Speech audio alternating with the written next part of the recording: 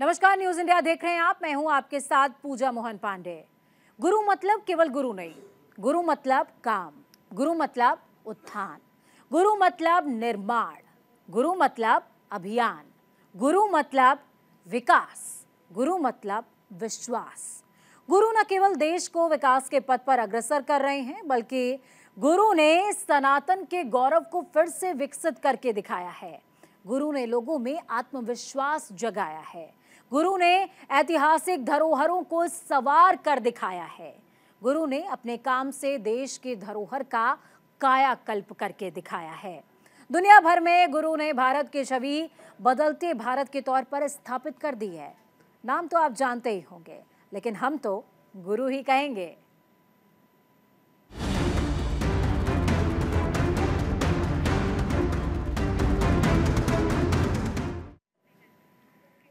सनातन संस्कृति पर कितने ही आक्रमणकारियों ने हमला किया, धार्मिक आस्था पर चोट पहुंचाते हुए मंदिरों को तोड़ा, जुल्म किए, पर हम हर बार उठ खड़े हुए और पहले से बेहतर और भव्यता के साथ।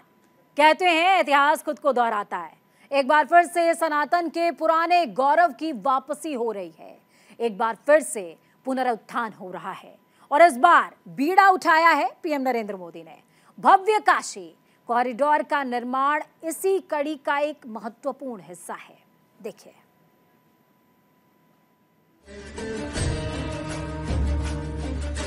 हर हर महादेव।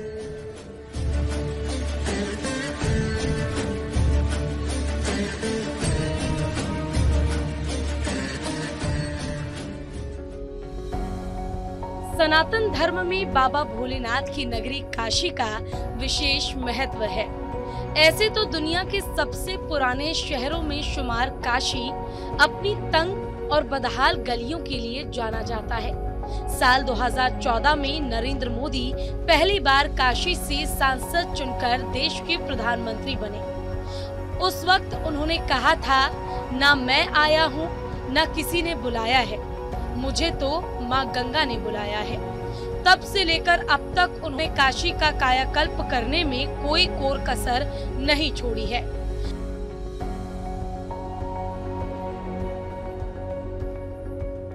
पहले मैं सोच रहा था कि भारतीय जनता पार्टी ने मुझे यहां भेजा है, फिर लगता है शायद मैं काशी जा रहा हूं, लेकिन आज यहां आने के बाद लगता है कि न मुझे किसी ने भेजा है न मैं यहां आया हूं, मुझे तो मां गंगा ने बुलाया है। पीएम मोदी के नेतृत्व में काशी ने प्रगति की नई यात्रा तय की है।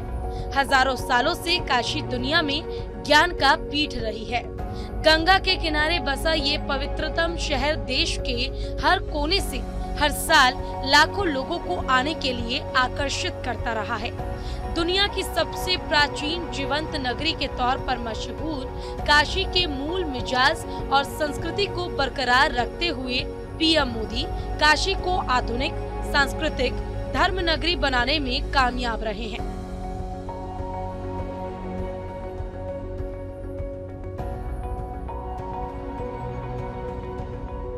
विश्वनाथ धाम का ये पूरा नया परिसर एक भव्य भवन भर नहीं है, ये प्रतीक है हमारे भारत की सनातन संस्कृति का।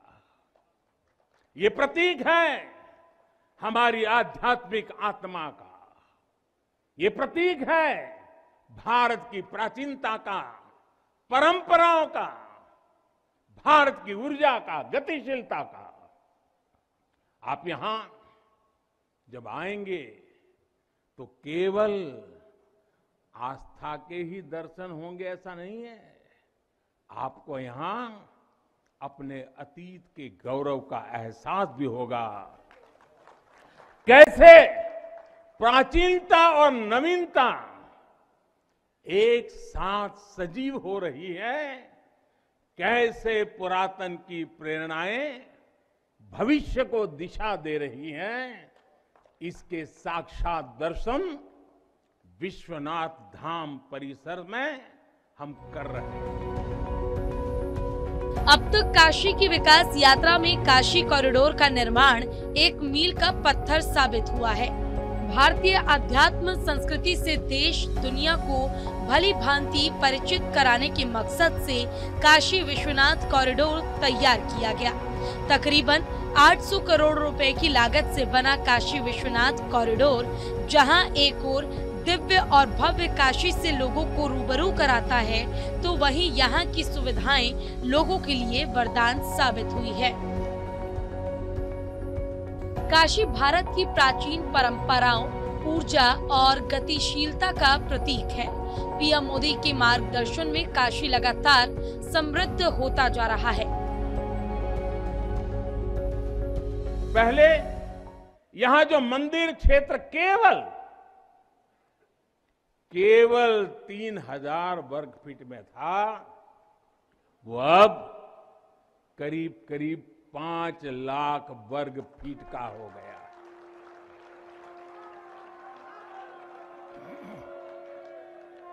अब मंदिर और मंदिर परिसर में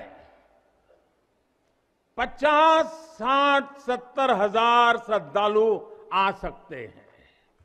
यानी पहले मां गंगा का दर्शन स्नान और वहां से सीधे विश्वनाथ धाम, यही तो है हर हर महादेव।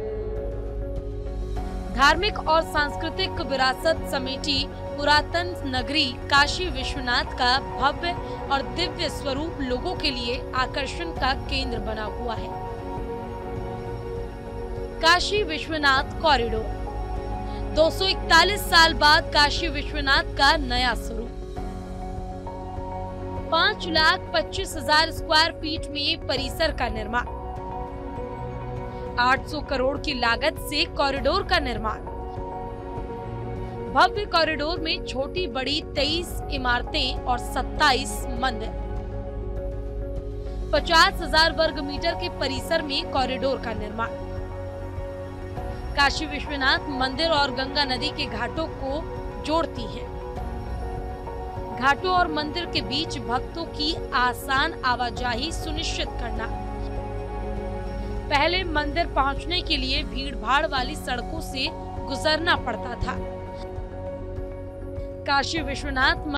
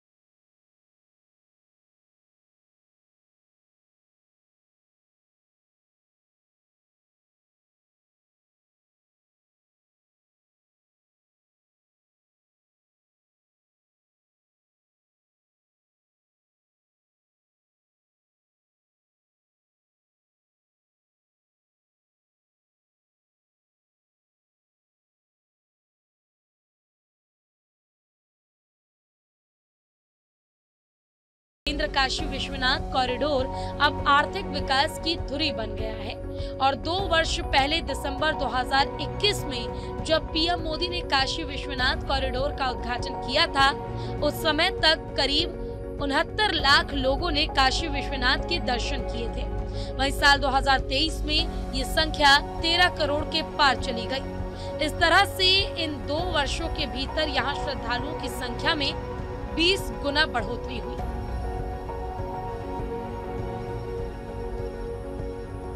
देश में सबसे बड़ा पर्यटन स्थल गोवा बड़े अंतर से काशी से पीछे छूट गया है। इस साल 30 नवंबर तक गोवा जाने वाले पर्यटकों की कुल संख्या करीब 1 करोड़ तक ही पहुंच पाई है। काशी में विकास के बाद से यहाँ के स्थानीय लोगों के लिए रोजगार और व्यापार के अवसर में लगातार इजाफा हो रहा है।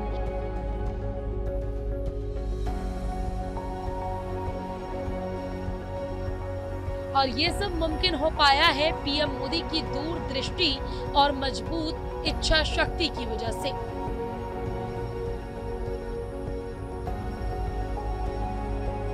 न्यूज इंडिया के लिए निशांत कुमार की रिपोर्ट।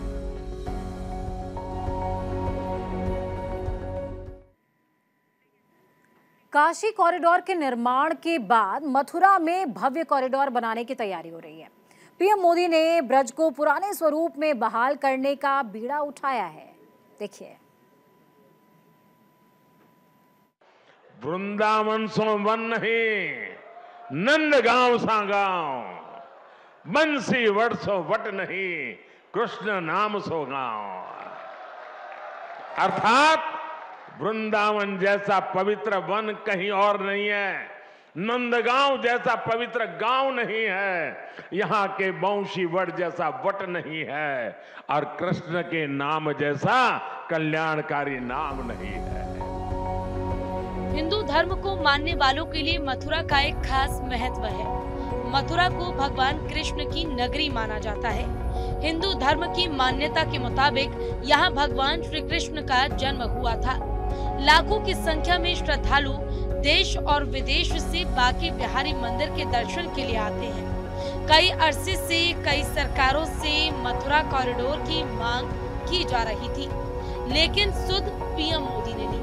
पीएम मोदी ने कुछ समय पहले ही काशी कॉरिडोर की तरह मथुरा में भव्य बांके बिहारी कॉरिडोर की आधारशिला रखी है।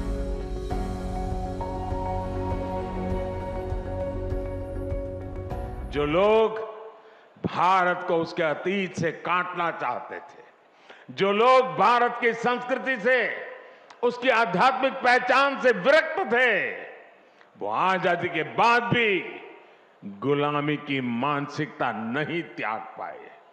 उन्होंने ब्रजभूमि को भी विकास से वंचित रखा। हमने लाल किले से पंच प्राणों का संकल्प लिया है। हम अपनी विरासत पर गर्व की भावना के साथ आगे बढ़ रहे हैं। मथुरा और ब्रज भी विकास की दौड़ में अब पीछे नहीं रहेंगे। वो दिन दूर नहीं जब ब्रज क्षेत्र में भी भगवान के दर्शन और भी दिव्यता के साथ होंगे। बांके बिहारी कॉरिडोर 5.65 एकड़ जमीन में बनाया जाएगा। बांके बिहारी कॉरिडोर बन जाने के बाद लाखों श्रद्धालु बिना किसी अड़चन के ठाकुर बांके बिहारी के दर्शन कर पाएंगे। कॉरिडोर के बनने से यहाँ पर्यटन का और भी विकास होगा। 500 करोड़ की लागत से बनने वाले इस कॉरिडोर की मदद से मंदिर और यमुना नदी को जोड़ा जाएगा। भक्त यमुना में डुबकी लगाने के बाद कॉरिडोर की मदद से सीधे मंदिर तक पहुंच सकेंगे। गोवर्धन को फिर से उसके पुरातन स्वरूप के साथ लेकर के जाना है। भाइयों बहनों, कौन लेके जाएगा? ये हम सब की जिम्मेदारी बनती है, हम सब की सामूहिक जिम्मेदारी बनती है। ये बच्चे की जिम्मेदारी भी है और जनता जनार्दन की भी जिम्मेदारी है। हम सब मिलकर के जब कार्य करेंगे भाइयों बहनों, तब कृष्ण कन्हैया, राधे राधे की और यमुना मैया के पुनर्वैभव को पुनः हम स्थापित कर पाएंगे। कॉरिडोर के रास्ते में पड़ने वाले सैकड़ों भवनों और संपत्तियों को काशी कॉरिडोर की तर्ज पर मुआवजा देकर जमीन का अधिग्रहण किया जाएगा। बांके बिहारी मंदिर कॉरिडोर का निर्माण 2 हिस्सों में होगा, यानी ऊपरी क्षेत्र और निचला क्षेत्र। निचला हिस्सा 11,300 वर्ग मीटर का होगा, वहीं ऊपरी क्षेत्र 10,600 वर्ग मीटर का होगा। 5 एकड़ जमीन पर पार्किंग और अन्य सार्वजनिक सुविधाएं भी मुहैया कराई जाएंगी। जिसका खर्च राज्य सरकार उठाएगी। इसमें प्रतीक्षालय, परिक्रमा क्षेत्र, सामान घर, चिकित्सा, शिशु वीआईपी रूम जैसी कई अन्य सुविधाएं भी मिलेंगी।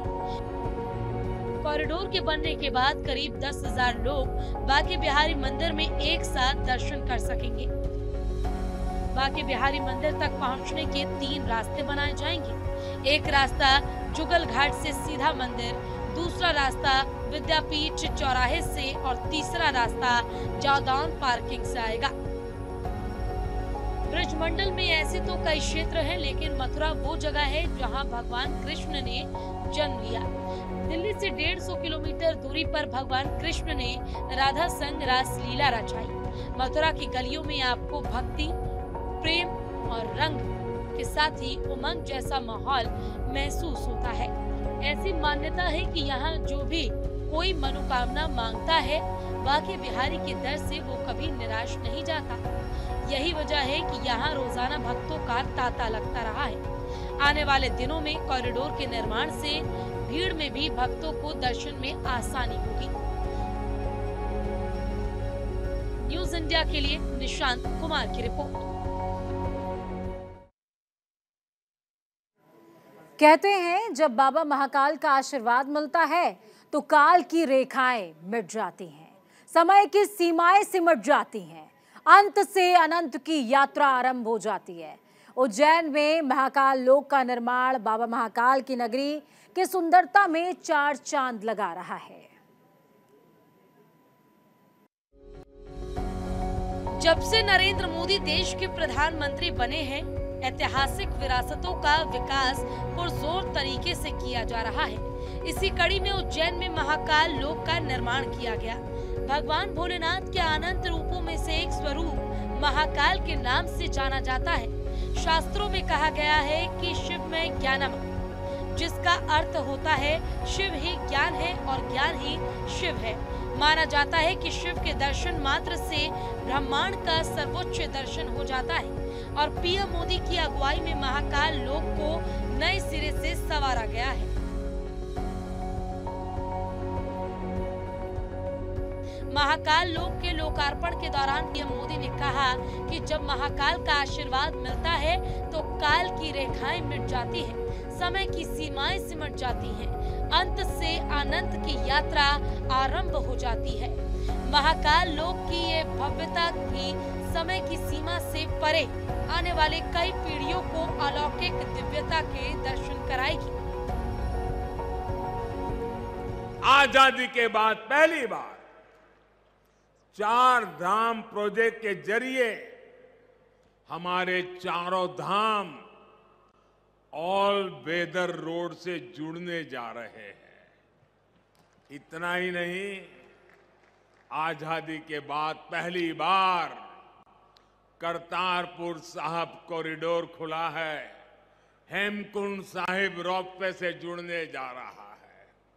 इसी तरह स्वदेश दर्शन और प्रसाद योजना से देश भर में हमारी आध्यात्मिक चेतना के ऐसे कितने ही केंद्रों का गौरव पुनः स्थापित हो रहा है।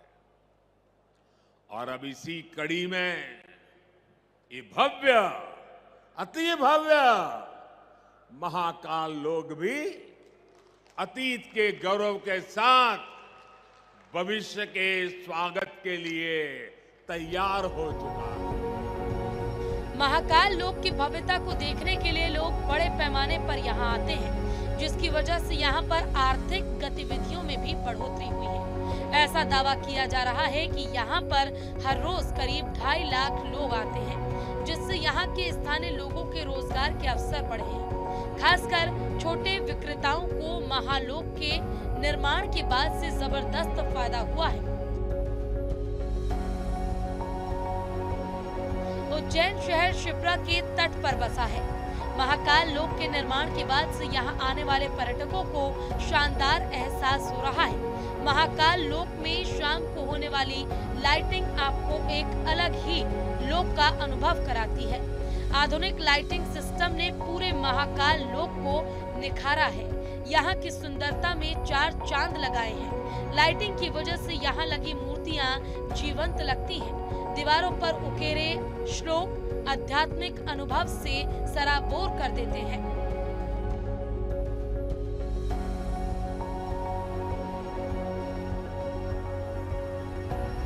क्यों खास है महाकाल लोक? आइए आपको महाकाल लोक की खासियत से रूबरू कराते हैं। महाकाल लोक की खासियत 750 करोड़ की लागत से निर्माण हुआ। 26 फीट ऊंचा नंदी द्वार आकर्षण का केंद्र, 111 फीट लंबे संपूर्ण शिव विवाह का वृत्तांत। महाकाल प्रांगण में 108 विशाल स्तंभ बनाए गए हैं। इन पर महादेव के परिवार के चित्र उकेरे गए हैं। रुद्र सागर के तट विकास के साथ त्रिवेणी संग्रहालय, मंदिर जाने के लिए 900 मीटर लंबा महाकालेश्वर पथ। विरासत और विकास की पटरी पर भारत आज बुलेट ट्रेन की रफ्तार से आगे बढ़ रहा है। एक बार फिर से सनातन के पुराने गौरव की वापसी हो रही है, जिसका सारा श्रेय पीएम मोदी के नेतृत्व में हो रहे विकास कामों को जाता है। न्यूज़ इंडिया के लिए निशांत कुमार की रिपोर्ट। सनातन संस्कृति सर्वे भवन्तु सुखिना की यात्रा है, जिसका प्रचार भारत कर रहा है और नेतृत्व कर रहे हैं गुरु। बुलेटिन में खबरों का सफर यहीं तक। बुलेटिन के उस पार ताजा अपडेट्स के लिए देखते रहिए न्यूज़ इंडिया, क्योंकि हम हैं राष्ट्र की आवाज।